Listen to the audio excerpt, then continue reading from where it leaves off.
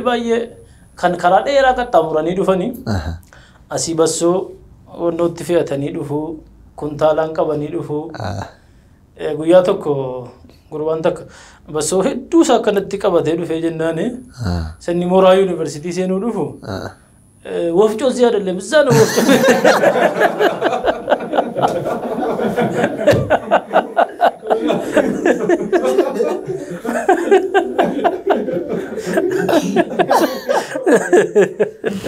inni mana mata afuri mali qabate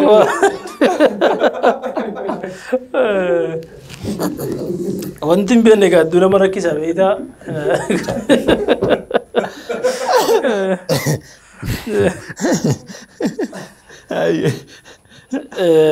xiqqoo ammas akka jamaa muslimaatti waan namatti tolu jira bakka baay'eetti yuunivarsiitii baay'ee irratti yeroo barattoonni dhufanii akkas iddoo buufata konkolaataatti bu'anii jamaa muslimaa kun wal qindeessaniiti barattoota kana simatanii doormii bakka isaan qubatan geessu meeshaalee isaaniis fuudhaniiti geessu achi kaanii immoo yeroo achi qubatanii kaan nyaata mana sanaa dhaxxanii nyaattu akka kanatti galmooftu masiida akka kanatti dhuftu jedhanii inumaa nama advaayizarii nama ramadaniiti nama duukaa deema kallattii nama agarsiisa inni yaadadha hanga simiseera tokkoffaa nama lama wayinuu kaa'anii akkaataa barumsa gorsa adda addaa waan haaraa taatee fi barattoonnis duraa kun siiniyeeriin kun nama gowwoomsuu waan adda addaa dhiiras dubartiis gowwoomsuudhumaaf hiriiranii dhaabbatu warri siiniyeerii kun dubartii kana gowwoomsanii manaa baatee dhayite miti badii adda addaa keessa galchuudhaaf hedduu qophaa'anii eeggatu. isa kana ijoollee muslimaa alhamdulillah dhiiraafis dhiira advaayizarii yookaan dubartiifis ijoollee dubaraa kaa'aniiti haala saniin kallattii akeeku wanti sun bu'aa guddaa qaba akkamitti barumsatti xiyyeeffachuu qabda akaadaamii irratti diinii kee irratti namummaa kee irratti of eeguu sooshaal riileeshinii kana hedduu fayyada ture simisteera tokkoffaa akkas keessa baane jechuudha akka carraa gaanu haaraan turre jamaadhuma achiiti jechumaan jamaa keessa daawaa fi barumsa jamaan keenya immoo kacarraa wannoon akaadaamii istiraakchariin jiru akaadaamis nu barsiisa yeroo jalqabaa san barataa yeroo reeffireeshii seenu kana barumsi waan addaatti fakkaate yuunivarsiitii galuun kanuma silaasitti yeroo haayiskuula baratu kun leenca bookkisitu gaafa dhaqee yuunivarsiitii seene yeroo fireeshii kana isumatu hantuuta ta'e ol ka'uu dadhabee of wallaalee waan ari'amutti fakkaate halkan hirriba malee bulee teenshin waan jedhan tokko ni gadi oofu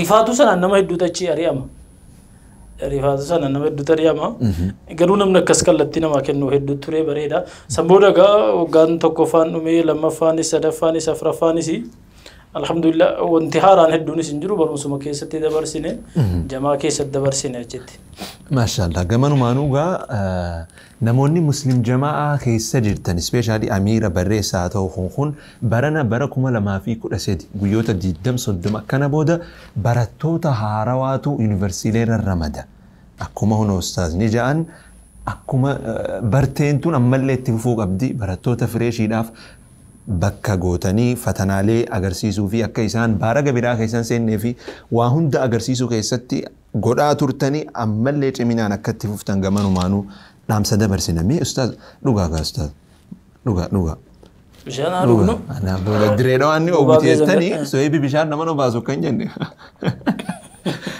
mee ustaaz bara 2003 akkana yuunivarsiitii Jimmaa tana barsiisuu turtan eegasi bara 2006 barsiistan maali fi leekcharummaa tana dhiistanii gama waa barreessuu kana achi wanneettan isa kana laalchisee amma barumsuma biyya kana laalchisee yaanni komentiin sammuu koo keessa jiru maali barumsumti kun hammam qoratamee hammam kaayyoo wahii galmaan gahuuf kaa'ameen barumsumti guutuu Itoophiyaa qofa osoo hin taane akka addunyaattu gaaffii guddaa keessa si galcha hammam qabatama addunyaa kanaa furuuf kaa'ame maal furaaras immoo yeroo baay'ee bakkuma barumsi jiru irratti rakkoon guddaan kan inni uumamu ibina fakkeenyaaf namni tokko ikoonomiksii PhD eebbifame jechuu dandeessa an barumsa jibbuuf yookiin barumsa xinneessuuf osoo hin taane gaaffiin kun waan irratti yaadamuu qabu PhD economicsiin eebbifame dhimmuma jechuun dinagdee qofarratti hanga doktorummaa barate. Ofii garuu maallaqa takka hin qabu jireenya rakkatee hedduu miidhamee argita. Fiildii akkasii hedduu jira kan rakkoo kan Afrikaa kun immoo lakkoofsuma hin qabu. Barnoonni baratame kun qabatama biyya kanaan jiru rakkoo biyya kanaa hin furu kun gaaffii guddaa sitti uuma. Dhuguma fakkeenyaaf software engineering, chemical engineering, electrical engineering biyya kana rakkoo maalii fura jettee amma teessee akka addunyaatti iddoo guddaa qaba amma software engineering, electrical humna maal fura jettee uti teessee of gaafatte haala hamma jiru keessatti waa furmaatni inni fidu hedduu gadi bu'aadha.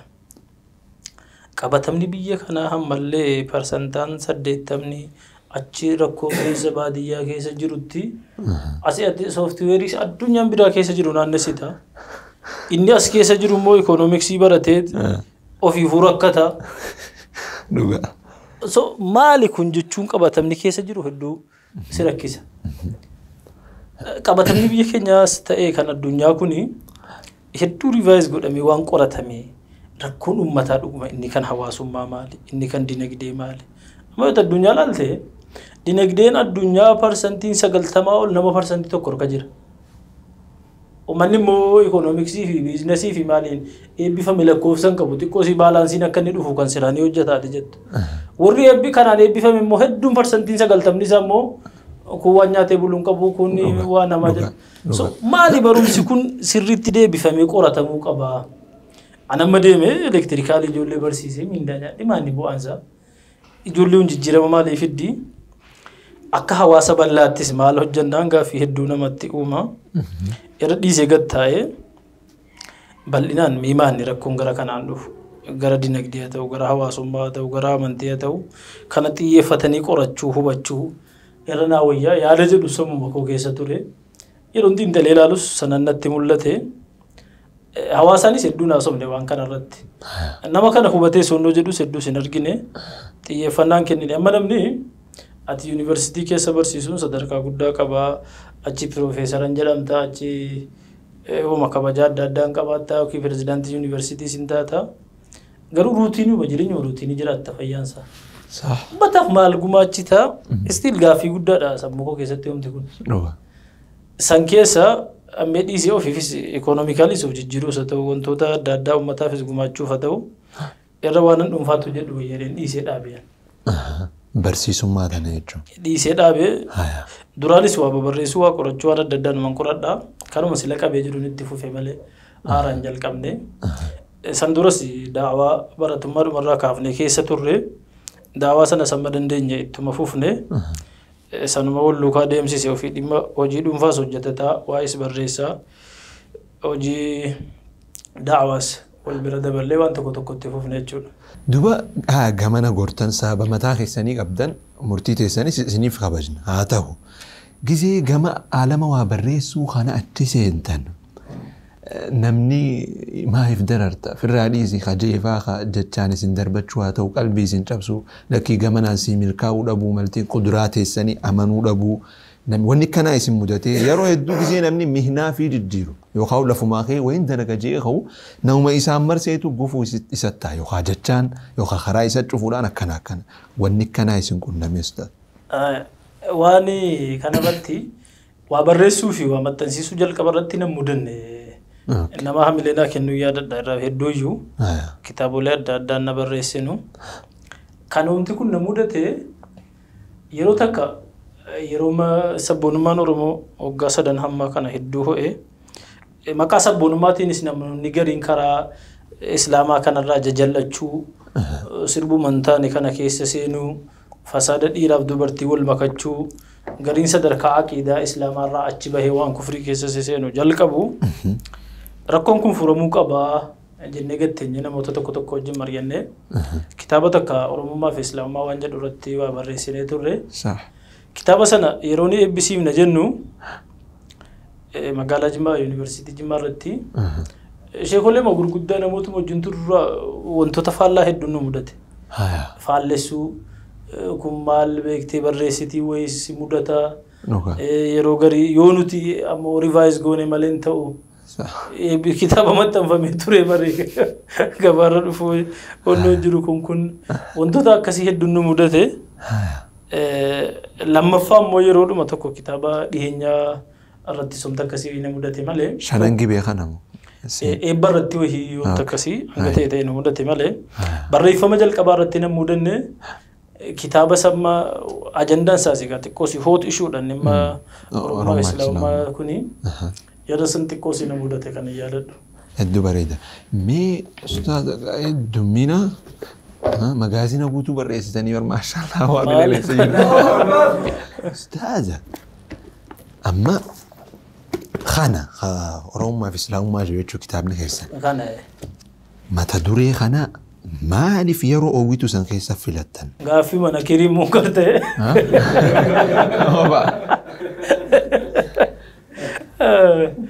Yeroo sanattis akka inni barbaachisummaan kitaabichaa kan na mul'ate yeroon sun keessumaa akka Awurooppaa 2018 keessa yeroo qabsoon Oromoo hedduu finiinee baheedha. Yeroo san keessatti ilaalcha hawaasaa kana bifa adda addaa kallattii adda addaatiin hogganlaalu dhimma qabsoo kana irratti ilaalchisee namoonni ejjennoo adda addaa qabatani.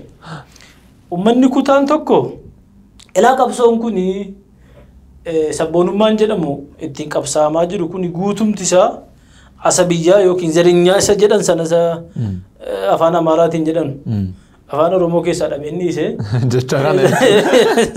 zarinyinnatii jedhan sana waan ta'eefi shari'aan Islaamaa hin deeggaru waan shari'aan Islaamaa hin deeggarretti seenuun hin ta'u jedhanii namoonni amantii musliimaa keessa jiran kutaan tokko akkasitti godhan. Ejjennoon amantii musliimaa keessa qofas miti amantii biraa keessa akkuma kanatti jira. Kutaan tokko immoo amantiin Islaamaa kun sabboonummaa keenya nurkatti jibbaarti. Akka Oromummaan hin bilisoomne godhaa jirti. Oromoo gabroomsuuf deemti. Kanaafuu jedhanii amantiirraa achi dheessuu achi baqachuu jalqabani. Namoonni kutaan sadaffaan immoo amantiis ni jaallatu, sabboonummaas ni jaallatu. Yoo isaan warra amantii jabeessu bira dhaqanii itti lolu akkamurra zareenyaa bira dhayitedhan. Yoo isaan warra kana bira dhaqanii warra nu gabroonfatu warra nu jibbu maal bira maaf dhayitedhan. Jidduu kanatti dhamaanii hafani. Hawaasumti musliimaa Oromoo akkas kutaa saditti qoqqoodamee hafe. Amma uummanni kun seera bu'uuraa hubate akka Islaamaatti sabboonummaan jedhamu kun hiika ifaa godhate. Hiika sanarratti hundaa'e immoo sochiin sabboonummaa isa kamtu deeggarama. Isa kamtu Islaam akka Islaama ilaalcha Islaamaatiin mormama. Akkuma kana immoo Islaamummaan dhuguma Oromummaa irratti dhiibbaa geessisamu akka Oromoon hin bilisoomne godhamu kijiba yaadni kun yaada jedhu furuudhaaf bal'inaan kitaabichi homa kanarratti xiyyeeffatee barreeffame. Yeroo sanatti irra murteessaadha dhimmi kitaabichaa. Yeroo sanatti uummanni gariin akkansiin jedhe silaa sabboonummaa maanaa jedhu kana inni gariin sabaan boonuusa jedhu boonuun kun hiika kooruu jedhamtu san qabdii kanaafuu hin taatu kooruunis asabiyyaadha jedhanii mormani. Yaadni sabboonummaa garuu sanaa miti. Jecha lama walitti dhufeetii jecha tokko uumee tishoo uume malee sabboonummaan ni jedhamu yaadni isaa jechuudha bu'uurri isaadha. Ati saba kan kee kabajuu afaan sabichaa kabajuu aadaa isaa eenyummaa isaa guddisuu eenyummaa kan keetti gammaduu wanta akkasii of keessaa qaba. Qabsoon sabboonummaan ni jedhamu gaa bifuma kanaan sadarkaa sadii wayitiin akkati waa guddiftu si akeeka. Sadarkaan duraa ummata kan kee hacuucamee fi bilisummaa dhabe miidhame kana hacuuccaa sana miidhaa sana gabrummaa sanarraa kaasuudha adeemsi isaa. Sadarkaan lammaffaan immoo eeganni hacuuccaa sanarraa miidhaa sanarraa ba'ee bilisummaa isaa sana achitti eegaa akka dinagdeen isaa, aadaan isaa, afaan isaa, eenyummaan isaa dagaagu gochuudha. Eeganni dinagdeedhaan misoomaan guddatee immoo ka'e akka aadaan isaa misoomni inni hojjete kun oomishni isaa biyyooti adda addaatti guddatu afaan isaa aadaan isaa akka Awurooppaan inni godhanii afaan jaraa aadaa jaraa oomisha jaraa babal'isni jedhamti. Sadarkaa sadan kana keessa jira. Ilaalcha Islaamaatiin innati ilaaltu taateen inni kun hin mormamu. Ati saba kan kee miidhame bira dhaabbachuun, saba kan kee jaallachuun, saba kan kee kabajuun ergamaan Rabbiitu alayhi salaatu wassalaam amina al-asabiyyati an yuhibba ar-rajulu qawma jedhamanii gaafataman. Sila namni tokko saba isaa jaallachuun dhiphina jedhame yookiin of tuulummaa zareenyummaa jedhame kanaa jennaan lakki jedhani. لكن من العصبية أن يعين الرجل قومه على الظلم صح إني عصبية جدمو زرنيان جدمو كوني نمني توكو وصوصا نساء بدي هجتو بدي سنة رتقرقارو فكينياف نم أرومو غوسا كان قوتي كوني غافا نما وهيميد نما سبب راميد يون رتقرقاري عصبيان جبمان سسانا so akka seera islaamaatti kan jibbamu saba keetii nama biraa miidhuu sabuma kee waan ta'eef irratti gargaaru dhugaa haqa nama biraa bira jiru diduu haqni nu bira malee jiru jettee saba biraa tuffachuu inni kun waan rabbiin guutumaan guutuutti dhoowweedha maqaa sabboonumaatiin gonkumaa kun isin eeyyamamu akkuma kana immoo ati saba kan kee miidhame kana miidhaa keessaa baasuu fi gabrummaa keessaa bilisoomsuu fi dinagdeen guddisuun akka islaamaatti immoo ni jaallatamaayyu malee dhowwamu so isa kana wal dandeessisee namni wal qooduu dhiisee tokkummaa isaa eeggatee amantii isaas waliinis qabatee tokkummaa sila ittiin ol ka'e sana jabeeffatee tarkaanfachuu danda'a ilaalcha kana yaada jedhu irraa ka'eetanii kan kitaabni kun barreeffamuu danda'e. Sirri gootan deebisaa qoftaana deebistanii haga ammaa kitaabni dura hawaasaaf gumaachitan kami? Jalqaba kitaabni barreeffamee maxxanfamee fi inni an barreesse wallaba. Jalqaba kan barreesse kitaaba aqiidaa kan afaan oromoottanii ke tahdiibu tasiilil aqiidatil islaamiyyaa kan jedhu asiin jiru akka carraa nama maxxanfamne iyyuu kanan fide xiqqoodha inni suni asiin jiru kitaabuma waaga fuula 260 wayiiti aqiidaadhuma sirriitti aqiidaan ilaalchi islaamaa kana fakkaata isa jedhudha dursee maxxanfamne kan maxxanfame jalqaba ulamaa'ul islaam kan jedhu gurguddoota islaamaa jedhee seenaa khaliifota arfaniiti kan Abuubakrii kan Umar kan Uthmaan kan Aliyyi isatu maxxanfame yeroo maxxansinu gaa kitaaba kana najaashiidhumatti kenninaan najaashii maxxanse yeroo sana maallaqa kitaaba maxxansu dhiisi gattaaniituma waan ittiin barreessan hin qabnu akkuma arginee barreessinee jennaan. Qoy Ustaaz ammii bakka tana hawaasaaf illee ifa godhuudhaaf tana dura munshidoota Oromiyaa asitti afeereetiin ture. Namni halaalaa munshida hoggajaan namuma qabaata sarwaa kana hurfeessee deemu kana saha dubbiin tun hagamta akka dhugaa jennaan waan istiidiyootti seenuu nuti ofirraa baasaa turre deebisaa munshidoota baasii istiidiyoo aalama waa babarreessuu kana keessatti saraahaa goonu dubbii aalama waa babarreessuu kana keessatti akkamii waan itti laffee barreessaan sun ni harkata. Gosa ati waa lama sadi irratti hundaa'ani. Tokkoffaa namni barreessu sun nama xiqqoo isheen gatee beekame yoo ta'e lammaffaa namni qabiyyeen inni barreesse sun qabiyyee fudhatama qabu yoo ta'e manneetiin maxxansaa adda addaa tokko tokko irraa bitaniiti mirga maxxansaa kana ofii godhataniiti maxxansu kitaaba akkasii amma kitaabni sun fakkeenyaaf buloogni haala sanaan maxxanfame mirgi maxxansaa isa kan najaashii jedha osoo keessa seentee ilaalte fuuluma jalqabaa laasuun akka jedhame mirgi maxxansaa isaa najaashii seeraan eeggamaadha. Ani ammatti bu'uu waa tokko irraa wannoo godhuu hin danda'u. Isaan tun harkaa fuudhee maxxansee kitaabolee hedduu akkasiin jedhatu maxxansee yeroo jalqabaa sana rabbiin jisa jala kaffaluufu kitaaboleedhuma baay'ee ifa akka ba'uuf kan karaa bane jira. Yeroo san nuti maxxansuuyyuu miti akkan sila siin jedhe. Baadiyyaa sila iddoo dhufne sitti meera miti. Kan irraa dhufsa. Haala san keessaa dhufne jaratuma maxxansiisaa ture. Kitaabni ofii maxxansiise booda kana malee gara duraanii jedhama maxxansee akka jiruun. Tanaafuu yeroo irratti hunda yeroo garii jiraachuu ni mala yeroo garii barreessaan irraa wanneechuu ni mala yeroo garii jechuu dhabu. Kitaabolee hedduu barreeffamanii lafa taaru namni maxxansu dhabame. Urri barreesse kun ofii humna hin qabu. Sammuu qabaa waa barreessuu danda'a. Garuu maallaqa ittiin maxxansu hin qabu yookiin immoo beekamtii qabaatee jennaan namni biraa harkaa fuudhee addunyaa kanarra beekamtiitu yeroo qaba yeroo baay'ee namni harkaa fuudhee maxxansu hin jiru kitaabolee baay'eedha kan akkasiin barreeffamanii awwaalamanii taa'aa jiran.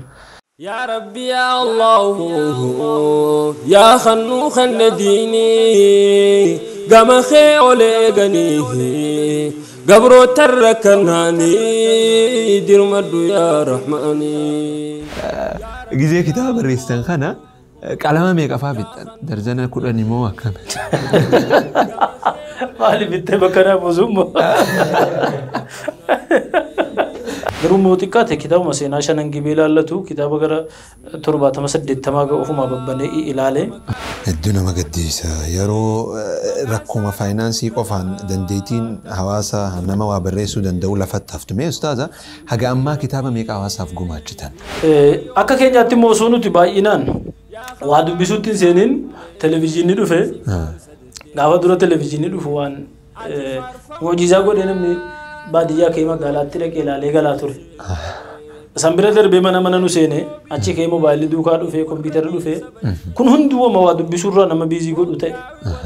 Sunis dhiibbaa mataasaa qabaa teknooloojiin ammayyaas dhiibbaa mataasaa uume kanuma wajjin aadaan waa dubbisuu nama dubbise kana hawaasni dubbisuutti kakaasuu baay'ee gadi waa. Majlisni caasaa haga gaditti ijaarratee maaliif zakaan guurre? Hawaasa ijaaranii kaa'uun kuni ijaarsa namaa jechuun nama tokko fiddee tokko gubbaa keessa yoo dheeressuu miti. Rakkoon guddaan immoo ijaaramuu dhabuu hawaasaa keessa jira. Hawaasni musliimaa biyya kana akkuma waliigalaatti addunyaattis yoo ilaalte rakkoon isaa guddaan ijaaramuu dhabe. Naannoodhuma Finfinnee Shawaa keessa fakkeenya Finfinnee irraa waan kiiloomeetira 60-70 caalirratti uummanni tokko amantii Islaamaa fudhataniiti. Bakka itti awwaalaman hin qaban. Achi bataskaanatti awwaalamu ture. Oromiyaa keessa. Majlisni kaduris haa ta'u hammaatis yeroo hedduu qaama hawaasaatirraa inni irratti xiyyeeffatu. Qaama gama amantii jiru kan darasoota haa ta'u, ustaazota, sheekota yookaan darasoota majlisaa haa ta'u yookaan manguddoo masjida dhiyaatu, baalaabtii gama masjidaa dhiyaatu kan. Malee majlisni gabbu'ee waaqee qabatama hawaasni irra jiru. Yeroo ammaan tana dargaggeessi musliimaa hedduun tokko dalaga konsuum godhu. Hedduun tokko karaa rabbiin hin feene dilii dalagaa jira. Maa gabbu'ee hawaasa keessatti dargaggeessaa shiisha harkisurra maan daleen egaa kunis islaama. Caasaasaa gabbuusee hawaasa akka abbootii qabeenyaatti. Akka sheekotaatti, akka dubartiitti, akka barattoota piripaaraatooriitti, akka musliim jamaa yuunivarsiitti, akka shufeerota baajaajitti, akka naggaadee salbaacitti hunda xabaqaa hunda keessa gabbu'ee maan dalaynee yoo akkana godhe galii sassaabuufillee kun irra bareedaa metidaati hawaasa dammaqaa ta'e amantii isaa waa hunda dursee amantii bitaa fi mirgaanis qabatee deemu uumuun ni danda'amaa dhagaafiin hawaasaa. Immoo qabatamni jiru dargaggeessi hashiisha harkisu eenyu qabu. Kaafira amantii tana hin qabne gama islaamummaa yaamu jirra. Ha amantii tana qabu hadabe akkamitti riitu godha majlisni. Nabiyyi keenya irratti wa aalihi wa sahbihi hanga guyyaa dhumaati Muhammad ergaa Rabbii.